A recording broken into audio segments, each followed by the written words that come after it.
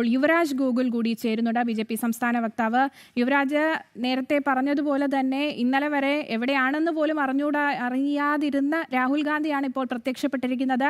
ആവശ്യം പ്രധാനമന്ത്രി രാജിവെക്കണം, പക്ഷേ ലേബൽ CJP പാർട്ടി എന്നുള്ളതാണ്. നോക്കൂ, ഇതിനകത്ത് നമ്മൾ പ്രതീക്ഷിച്ചതുപോലെ തന്നെയാണ് ഈ മുള്ളുമുറുക്ക് മൂർക്കം പാമ്പ് എന്ന് പറയുന്ന എല്ലാ ആൾക്കാരും ഇതിന്റെ പുറകിലേക്ക് വന്ന് അണിചേരുകയാണ്. എന്താണ് ആവശ്യമെന്ന് പോലും അവർക്ക് അറിയില്ല. സത്യം പറഞ്ഞാൽ ഇപ്പൊ അവരുടെ ആവശ്യങ്ങൾ മാറിപ്പോ. ആദ്യം പറഞ്ഞത് നീറ്റ് എക്സാം ആയിരുന്നു പ്രശ്നമെന്ന് പറഞ്ഞു. നീറ്റുമായി ബന്ധപ്പെട്ടിട്ട് ഒരു വിഷയം പോലും അവർ ഉയർത്തുന്നില്ല, അവരുന്നയിക്കുന്നില്ല.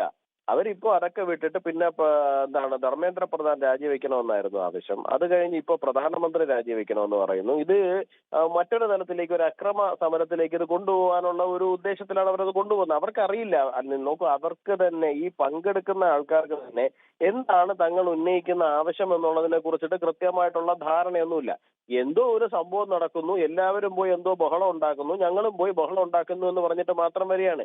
ഇതിന്റെ കൃത്യമായിട്ട് പുറകിലിരുന്ന് നിയന്ത്രിക്കുന്ന ചില ശക്തികളുണ്ട്. ആ ശക്തികൾ ഒന്നൊന്നായിട്ട് മറനീക്കി പുറത്തു വന്നുകൊണ്ടിരിക്കുകയാണ്. നമുക്കറിയാമായിരുന്നു ഇതിന്റെ പുറകിൽ അരവിന്ദ് കെജ്രിവാൾ ഉണ്ട്, ഇതിന്റെ പുറകിൽ ജമാഅത്തെ ഇസ്ലാമിയുണ്ട്, ഇതിന്റെ പുറകിൽ ഈ പറയുന്ന മുഴുവൻ ദേശവിരുദ്ധ ശക്തികളും ഉണ്ട് എന്നുള്ള കാര്യം.